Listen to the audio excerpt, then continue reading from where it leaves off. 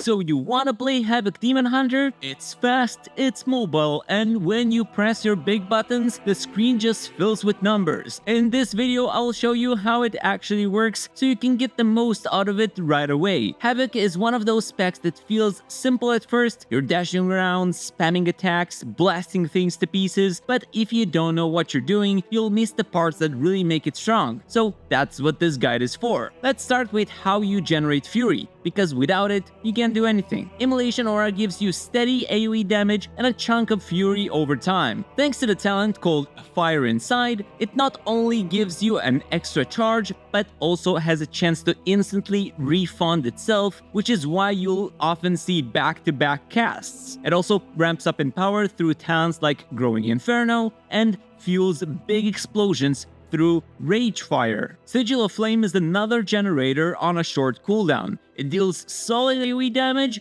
and also gives you Fury over its duration. Fellblade is your burst generator. It's a gap closer, instantly gives you 40 Fury, and with the Warblade's Hunger talent, it also pulls in nearby soul fragments. And finally, I-Beam is special. It costs a little bit of Fury up front, but with the Blind Fury talent, it actually generates Fury during the channel, usually filling you back up to the top. It also always crits, gives you a haste buff, and briefly puts you into demon form, which we will talk about what that means when we cover Metamorphosis. Now that you know how to build Fury, here's how you spend it. Blade Dance has a short cooldown and it's one of your hardest hitting abilities. With talents like First Blood and our 4-set tier bonus, it's always worth pressing on cooldown, no matter if it's single target or AoE. Chaos Strike is your filler spender. It costs 40 Fury, has a chance to refund part of its cost, and it's the button you'll hit most of the time when nothing else is available. And finally, I-Beam belongs here too. Even though it generates Fury, it's also one of your biggest damage spenders, which is why it sits in both categories. Next are your cooldowns, ordered from shortest to longest. Chaos Nova is on a 45-second cooldown. The damage part isn't much, but it stuns everything around you, and the most important part, with the Chaos Fragments talents, each target stunned has a chance to spawn a soul fragment, which makes it worth pressing often. Sigil of Spite is on a 1-minute cooldown. It drops a sigil at range, explodes for chaos damage, and shatters multiple soul fragments for you to use. The Hunt is your 90-second cooldown. It dashes you into a target for massive damage, doubles as like a gap closer, and ties directly into talents we'll cover in the hero talent section. And finally, Metamorphosis. This is your 2-minute cooldown. It puts you into demon form, instantly resets I-Beam and Blade Dance through the Chaotic Transformation talent, and upgrades your core spenders, Chaos Strike and Blade Dance, into Annihilation and Death Sweep. This is your strongest burst window, and this is where your damage spikes a lot. Alright, hero talents. For Season 3, almost every high-end Havoc Demon Hunter is playing with the Eldrachi Reaver hero talents. The talent build looks something like this, and it's by far the most popular choice in Mythic Plus. Then the reason is simple. It gives you a huge, repeatable damage buff called Thrill of the Fight. Thrill of the Fight boosts your attack speed by 15% for 20 seconds and your damage and healing by 15% for 10 seconds. For simplicity's sake, just think of it as a massive damage steroid that you'll be refreshing constantly. So how do you actually trigger it? It all starts with those soul fragments we were talking about. Once you collect 6 soul fragments, your normally weak, dinky-ass throw glaive turns into a Giga Chad Reaver's Glaive. It glows, it hits harder, and most importantly, it sets up the Thrill of the Fight buff. So here's the sequence. After you throw Reaver's Glaive, you need to press Blade Dance and Chaos Strike in some order. Once you've used both, Thrill of the Fight activates. And depending on which spender you press first, the second one gets extra empowered. Kinda confusing? I'll give you an example. If you go Blade Dance and then Chaos Strike, then that Chaos Strike is supercharged.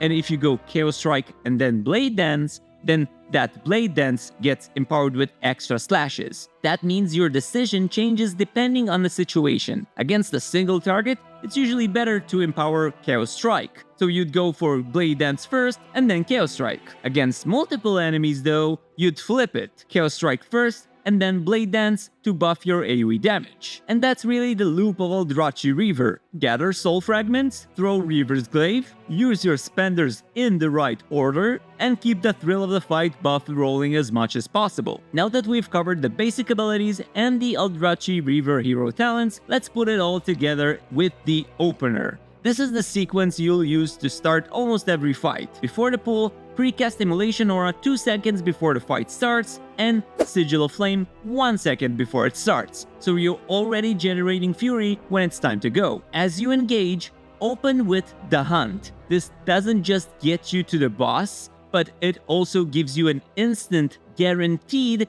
Reaver's Glaive, even without collecting those 6 soul fragments first. From here, throw your Reaver's Glaive, use your Fellblade to fill up your fury, and press I-Beam to transform into demon form through the demonic talent. Now you're ready to use your empowered spenders, Annihilation and Death Sweep. It's important to have both Blade Dance and I-Beam on cooldown before the next step. Right before pressing Metamorphosis, I like to use Vengeful Retreat and instantly cancel the animation by diving straight back into meta. This way, you double dip on the initiative buff, and the meta lip itself closes the distance you just created. Using meta with a @cursor macro makes it even smoother, so you can pause right now and create your own macro just like this one. Because Metamorphosis resets the cooldown of Death Sweep and I-Beam through Chaotic Transformation, you immediately press Death Sweep and follow it up with Annihilation, and then fire up another I-Beam. After that, Sigil of Spite just to deal an extra damage and spawn more soul fragments. And that's your opener. It gives you instant fury, instant souls, a Reaver's Glaive window, and 2 I-Beams back to back while already in meta. From here, you settle into your normal rotation. Alright, so that opener sets you up, but once you're in combat, you stop thinking in fixed cast order and start thinking in priorities. Havoc isn't about a perfect 1, 2, 3 combo, it's about always checking what's available, then working down our priority list. Here's how the priority looks for this build. At the very top of it is Reaver's Glaive. That buff is what drives your entire damage profile, but you don't want to waste it. If you already have more than 3 seconds left on your previous Thrill of the Fight buff, or if you still haven't used your Empowered Blade Dance or Chaos Strike from your last Glaive, then hold it. Always finish the window before starting another one. The next priority is Sigil of Spite. It's your most reliable way to spawn a bunch of soul fragments, so you want to use it on cooldown whenever it's possible. Your next priority is Vengeful Retreat, but only before sending out an empowered Death Sweep. The reason is initiative. Retreating, then slamming back with a Death Sweep guarantees extra crits, which is huge in your Glaive windows. This also resets the cooldown of your Fellblade, which lets you draw all those soul fragments around you. Your next priority is the Hunt, but only if you don't already have a Reaver's Glaive ready. The Hunt gives you a free Glaive, so make sure you're not overriding one when you already have one banked. Ideally, you'd spend your Glaive first and then use the Hunt to set up another one. Once those are covered, Death Sweep takes priority. Even if it's not paired with Vengeful Retreat, it's one of your hardest hitting buttons and should be used as often as it comes up. Metamorphosis comes next, but only if I-Beam is already on cooldown. Remember, meta resets I-Beam, so you don't want to waste that. Once you're in meta, press I-Beam as soon as possible. Below that is your regular Blade Dance on cooldown. Empowered or not, it's still too valuable to skip.